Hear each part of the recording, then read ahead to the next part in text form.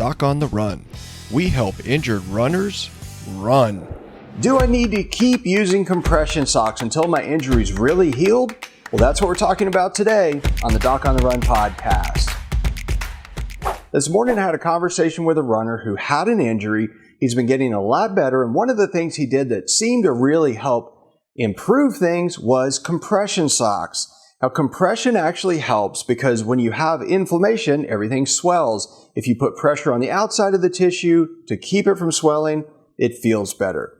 And that that compression that gets you through the inflammatory phase and actually gets you into the remodeling phase, the proliferative phase where things are actually healing and repairs actually happening as opposed to getting ready to repair the tissue by cleaning up and getting cells in there that are just starting the process.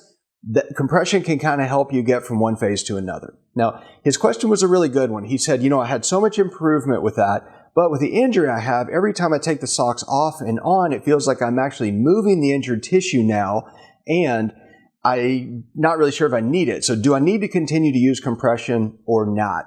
And he's actually a couple of weeks out from his injury. He's doing way better. He has very little discomfort now. He has virtually no swelling at all. And so I said, look, this is the way I would think about it. If you're out of that initial trouble phase where the foot's really actively swelling, you don't really need compression socks unless one of two things is happening. The reason that you use compression socks initially is to get your real pain numbers. So part of the strategy, when I work with athletes, like if you were to call me for a consultation, the first thing I would do, if you called me and said, hey, I want to schedule a consultation, I'd say, okay, fine, let's pick a time. Here's what you need to do in the meantime. Track your numbers, your pain numbers. You need to know how much it hurts while you're sitting still, when you're walking around, when you're barefoot versus wearing shoes, going upstairs, downstairs, all the things that you do normally in your home every day, you want to figure out what your pain numbers are.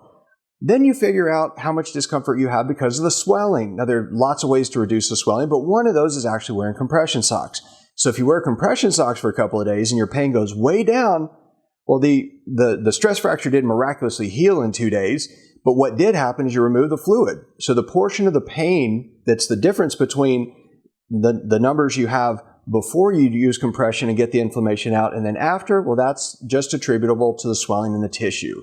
So you get the fluid out, now you know your real pain numbers, and you can pick a strategy and some tactics to actually get it to heal, but you shouldn't have to use compression while you're healing.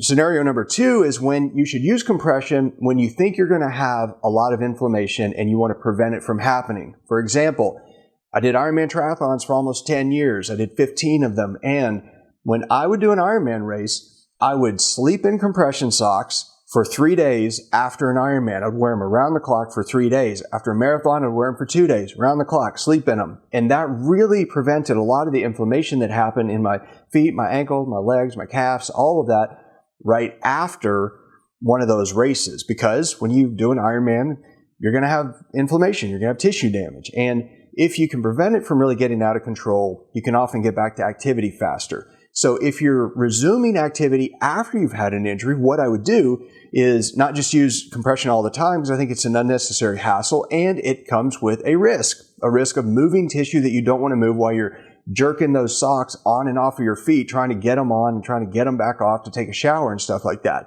So if you don't need that additional wrestling with the compression socks, don't use them unless you've had an episode where you thought you did too much. Maybe you went out for a run, it felt so good to run, it was sunny and all that, and you ran a little bit further or a little bit faster than you were supposed to, given where you are in your recovery. Then you can sleep in compression socks at night to prevent any rebound inflammation.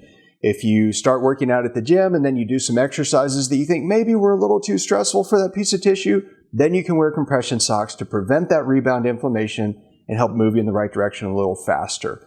But those are two different scenarios when you might want to use compression, but no, most people do not just need to continue wearing compression socks until they're completely healed, because that could take a long time. Now, if you like this episode, please like it, please subscribe, and I'll see you in the next training. Doc on the Run. We help injured runners run.